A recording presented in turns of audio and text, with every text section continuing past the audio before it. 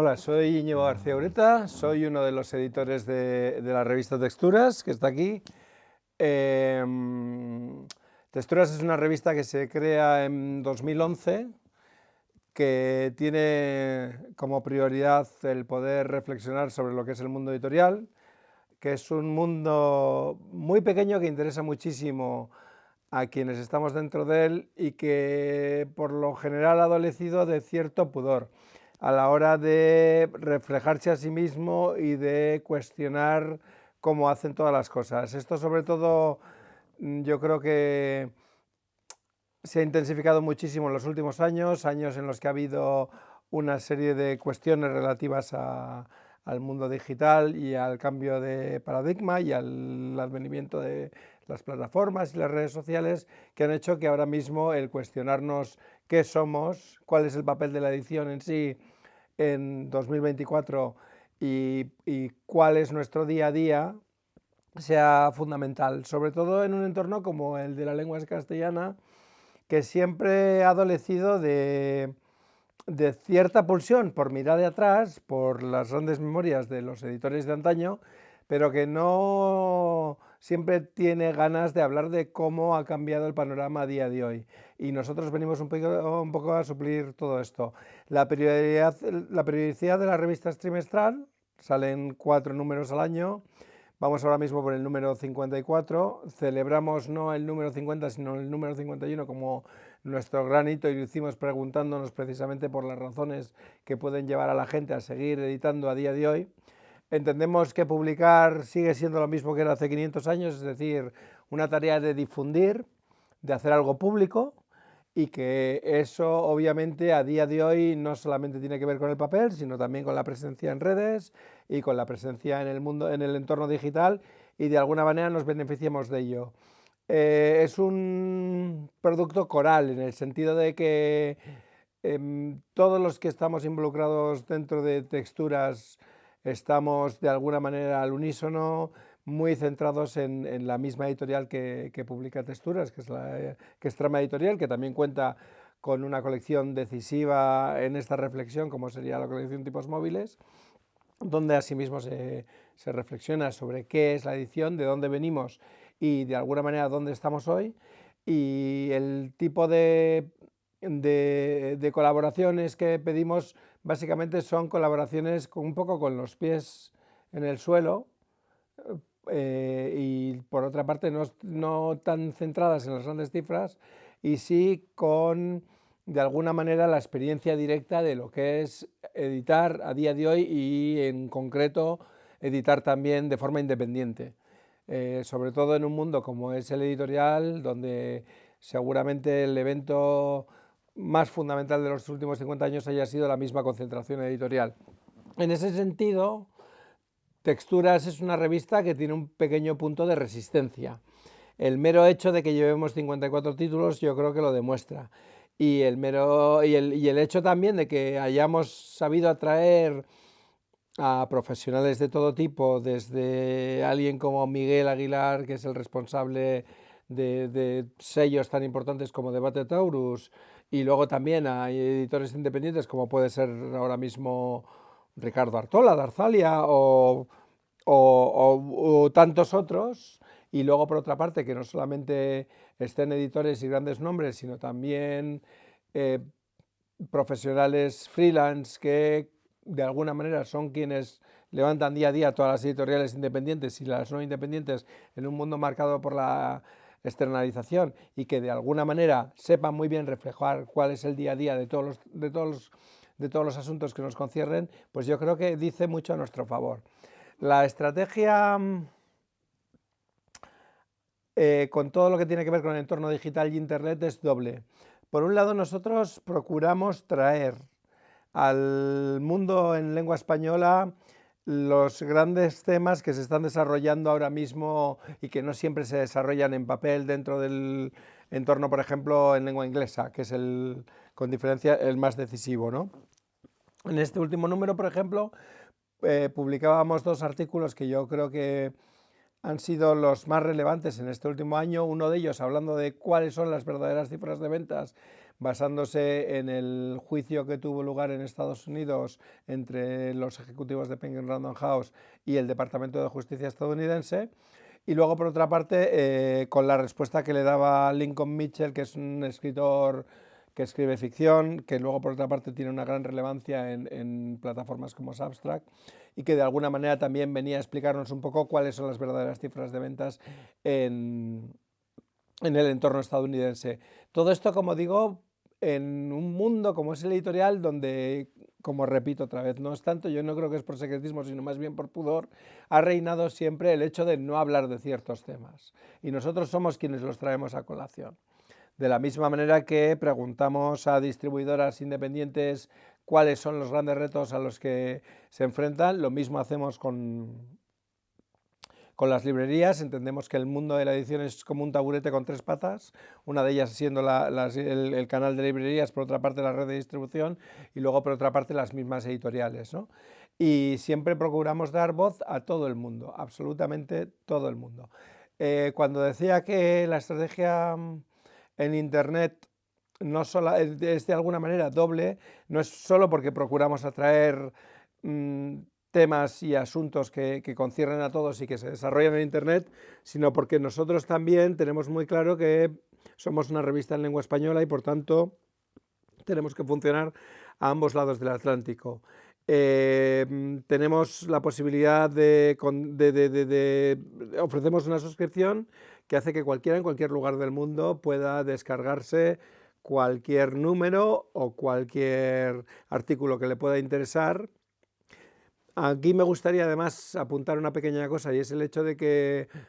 seguramente la relevancia que podamos tener en el otro lado del Atlántico sea mayor de lo que a veces sospechamos. Texturas es una revista que lee poca gente, pero que lee muy bien,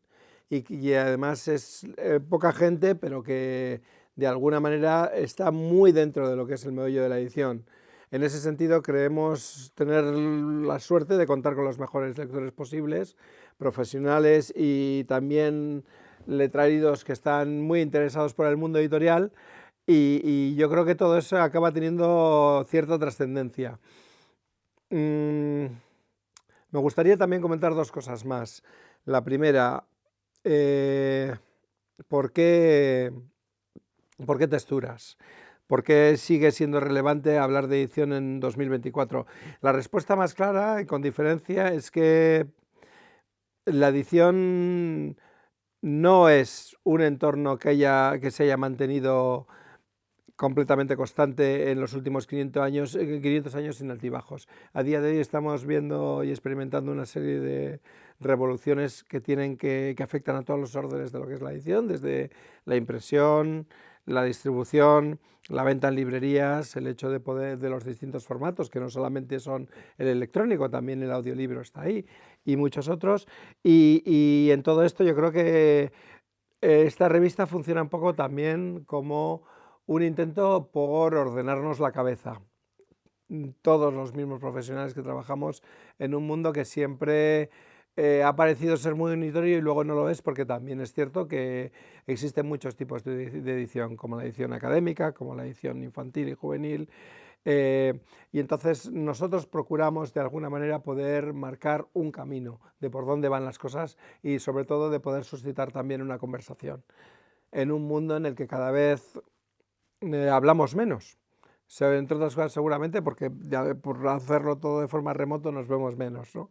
Seguimos entendiendo además que la lectura es la mejor conversación íntima que alguien puede tener con el interlocutor que elige, y que por tanto una revista en el fondo no deja de ser una gran conversación entre todos. Y el hecho de estar en Arce es porque no podría ser de otra manera. Esta es una revista que siempre ha estado vinculada a la Asociación de Revistas Culturales, que no puede plantearse siquiera existir sin ella, que de alguna manera se beneficia del paraguas y la visibilidad que le da, que siente absoluta gratitud por la existencia de la misma asociación y que de alguna manera plantea y procura también poner su granito de arena para explicar cuál es la diversidad en un entorno que a veces se da por hecho, que muchas veces se da por sentado, pero que sigue siendo decisivo para que podamos articular no solamente quiénes somos y qué creemos en tanto que personas, sino qué significa de verdad un sector como la cultura dentro de este país. Por supuesto, como decía, yo creo que la edición siempre se ha visto como un grupo homogéneo que no podría ser más heterogéneo. El mero hecho de plantear la revista como un paraguas que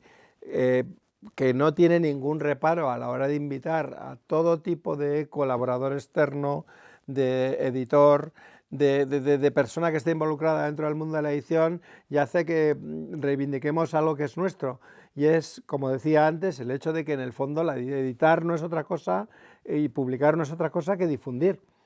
Nosotros estamos difundiendo contenidos en una época en la que durante muchos años nos hemos llegado a preguntar qué significaba un contenido. Esos contenidos pueden ser muy variados, pero yo creo que sí van todos encaminados a dos cosas. Por una parte, a demostrar cuál es nuestra identidad, es decir, de dónde venimos, y por otra parte, también a poder vislumbrar cuáles son los caminos que tenemos a nuestra disposición, ¿no? Y eso también tiene que ver con el hecho de quiénes somos, no solamente como lectores, sino como individuos, como personas y como ciudadanos. Luego, por otra parte, está el hecho que me gustaría hacer énfasis otra vez en ello, de que de alguna manera la edición también ha sido un mundo que se ha ocupado de todo, pero rara vez de sí misma. Las mismas memorias editoriales a veces parecían casi una especie de publireportaje por catálogos completamente justificados de pequeñas editoriales, pero pocas veces han incidido en lo que es el día a día, en cuáles son los retos cotidianos, en cuáles son los peligros que nos acechan. Y todo eso necesitaba tener una voz y texturas. Viene siendo desde 2011 el lugar donde esa voz puede escucharse y donde puede articularse. Y esto yo creo que es un vacío que de alguna manera había que llenar. No somos la única revista dedicada al mundo editorial, pero yo creo que sí somos, con mucha diferencia, la revista del mundo editorial hecha por profesionales, para profesionales, y que de alguna manera no solamente se plantea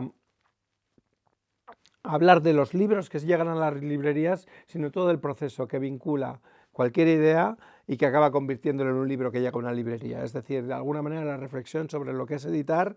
es algo a lo que Texturas lleva dedicándose, el año que viene ya eran 15, y es algo que de alguna manera todos echábamos en falta y por eso estamos en ello. Siempre lo ha aportado. El papel viaja muy bien, luego por otra parte el papel queda.